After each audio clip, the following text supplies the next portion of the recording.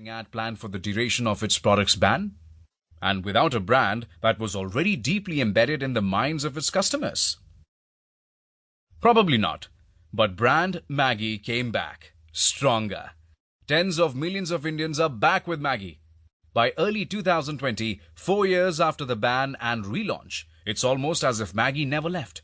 A powerful brand to begin with, and a carefully crafted branding and communication strategy during the ban and after the relaunch turned things around. It gave emotional branding a new meaning, a new direction. 7 years down the line, in March 2022, Maggi may not have the monopoly of yesteryears, but it still commands over 60% of the instant noodle market in India. And COVID-19 just gave it a boost. This brings me to the subject of the book, branding, the act of promoting a product or a company in the minds of customers. The book is also about how our brains evaluate a brand, choose one, and relate to it. Sometimes so strongly that in the presence of the brand, the emotional centers of the brain become more active and the reasoning and logical areas become less, so in a way that the brand becomes a loved brand, anthropomorphic in nature, and an integral part of the lives of its customers. Our goal in this book is to connect brands to the key aspects of the brain's functioning and to use that understanding to develop better brand-related interventions. To do this, we will also endeavor to understand the functioning of the brain, how it works, and how it takes decisions. It is intended for all those who are interested in understanding branding at the level of brain operations and in using the understanding to design and implement appropriate brand-related actions. It's fair to state that from the moment we wake up to the moment we fall asleep, we interact with hundreds of brands, whether we realize it or not. We make decisions about brands almost every other hour during the course of a normal day.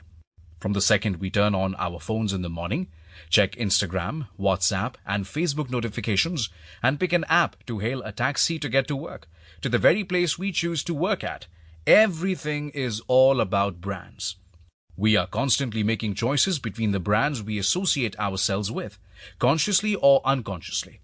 Right from very early on, why we pick one school over another for our kids, the locality we choose to buy an apartment in, the kind of car we drive, the clothes we wear, the movies or television shows we watch, the celebrities we adore, the political parties we support, the places we eat at, the kind of spouse we seek. All of these decisions boil down to us preferring one brand over another. But what is branding? Branding goes beyond just a logo or a graphic element. When we think about a brand, it encapsulates the sum total of an entire customer experience. Everything from the logo, the website, the product or service use experience to the social media experiences, the way the firm answers the phone, the after-sales service, the word-of-mouth impressions, and the way customers experience its employees. All of this as it exists in the mind of the customer. In short, the brand is the way a customer perceives the product and or the firm. It is the lived experience of the customer. It is critical to be aware of the customer's brand experience and have a plan to create the brand experience that the firm wants to present. After all, a good brand doesn't just happen. It is a carefully considered strategic plan, well implemented over time. Brands have to be built in the brain. Countless hours must be put in and sleepless nights spent figuring out how one wants to portray one's brand to the target customers. This brain-racking led to Nestlé's intelligent branding and Maggi's integration into the Indian human story, earning customers' trust and, finally, to putting the lead debacle behind it. Building brands build incredible value for companies and corporations, thanks to the International Financial Reporting Standards IFRS 3SS. Official direction to include the brand value of acquired assets under intangible assets in the acquiree's balance sheets. It has only become easier to translate this incredible value into monetary terms. In the $27 billion acquisition of LinkedIn by Microsoft, LinkedIn's marketing-related trade names evaluation came to just under $2.15 billion.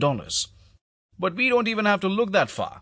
When India's Tata Motors bought Jaguar and Range Rover from Ford, it was buying the brand. Goldman Sachs and Morgan Stanley helped Ford sell the brands to Tata for $2.56 billion, and the brands were worth more than all other ingredients combined.